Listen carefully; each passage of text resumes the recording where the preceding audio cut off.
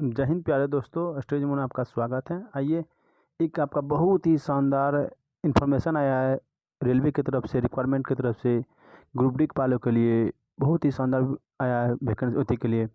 बहुत खुशखबरी की बात है कि इस बार जो है ना, सभी आदमी ने राइट टू इन्फॉर्मेशन के अंतर्गत ग्रुप डी में रेलवे के लिए रिप्लाई भी मांगा था सब विद्यार्थी ने कि हमको रिप्लाई चाहिए ग्रुप डी का वैकेंसी में क्या होगा, क्या हमको एजुकेशन रहेगा, आईटीआई लागू होगा कि नहीं होगा।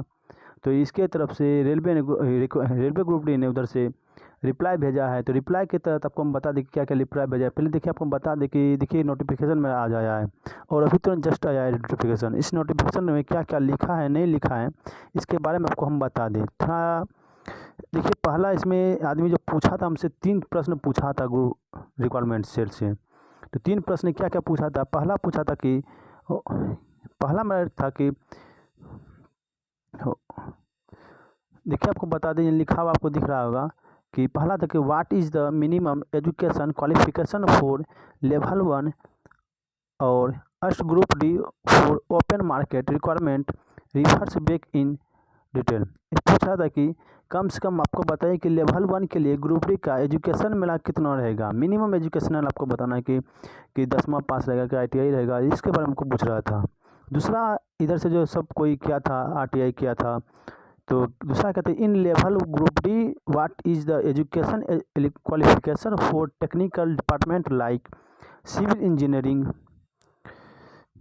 और mechanical electrical T department revert back in detail.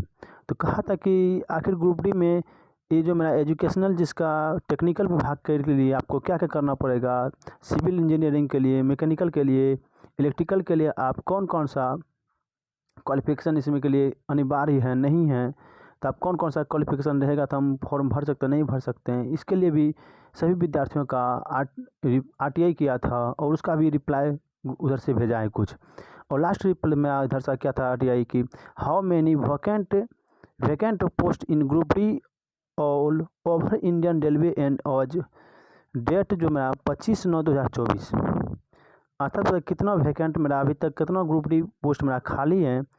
तो इसके बारे में भी सभी विद्यार्थी पूछ रहा था कि कितना अभी ग्रुप डी मेरा खाली है सीट और नहीं खाली है, इसके बारे में आप हमको बताइए। तो 3 इन्फॉर्मेशन में आ जाता, पहला, दूसरा, तीसरा आपको बता दिए। अब इसका देखिए उधर से रिप्लाई क्या आया है ग्रुप डी की तरफ से। तो पहला रिप्लाई है कि देखिए पूछ रहा है कि तीसरा नंबर पर कितना वैकेंट खाली है मेरा सीट। तो इसमें क्या है कि information south is not available with urgency, मतलब इसका कोई इन्फॉर्मेशन नहीं दिया है कभी तक कि कितना सीट मेरा खाली है, कितना सीट भरा हुआ है। तो इसका आगे जाके बताएगा कुछ, जब वैकेंसी निकालेगा। इसका कोई रिप्लाई नहीं दिया है, लेकिन एजुकेशन के बारे में रिप्लाई दिया है। तो लिखा है क्या, देखिए यहाँ लिखा हुआ है कि the minimum education qualification for all future requirement, अर्थात कम से कम कितना क्वालिफिकेशन होना चाहिए आगे के भविष्य के लिए, जो भी फॉर्म भराया जाएगा उसके लिए बोला कि to be notified after 15/6/2019 in level 1 of the pay matrix in technical department civil engineering, mechanical, electrical and signal या telecom departments and catering wing of railway will be 10th pass national apprentice certificate granted by national council for vocational training और 10वीं पास plus ITI. हम इसका बारे में आपको बता दें, ये बोल रहा है कि यदि आप, अब जो मेरा वैकेंसी निकलेगा, यदि मेरा नोटिफिकेशन मेरा 15/6/2019 के बाद वाला आएगा, तो उसके लिए जो मेरा क्वालिफिकेशन कम से कम क्या रहेगा 15/6/2019 का। इसके बाद जो भी नोटिफिकेशन आया, अभी लास्ट मेरा नोटिफिकेशन था 2001-2019 का था, जनवरी 2019 का लास्ट वैकेंसी था मेरा ग्रुप डी वाला।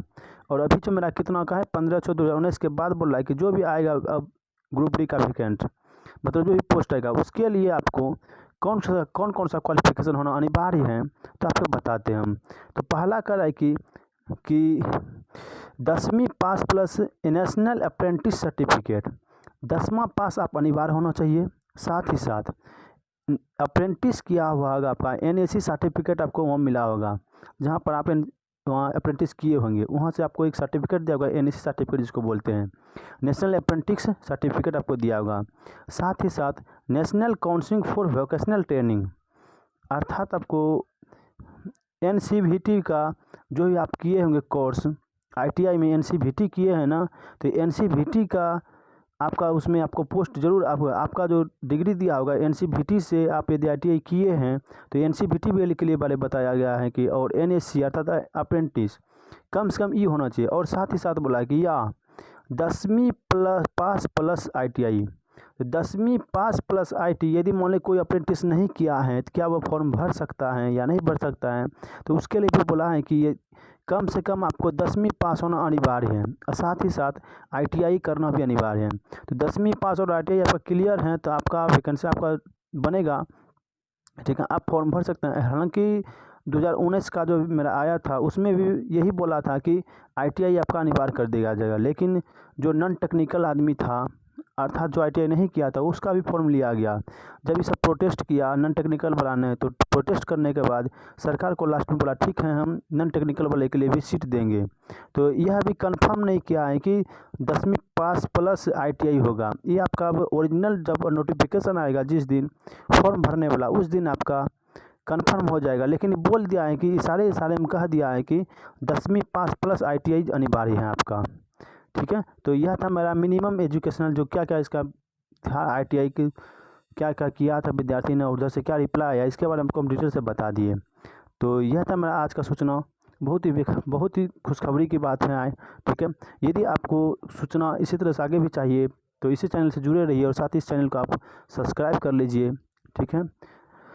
तो मिलते हैं आपको नेक्स्ट सूचना में से। और इसी पर आपको ग्रुप डी का तैयारी भी करवाया जाता है, जितना भी वैकेंसी है साइंस का स्पेशल, ठीक है। तो इसी के साथ आपको मिलते हैं नेक्स्ट क्लास में, इसी के साथ जय हिंद।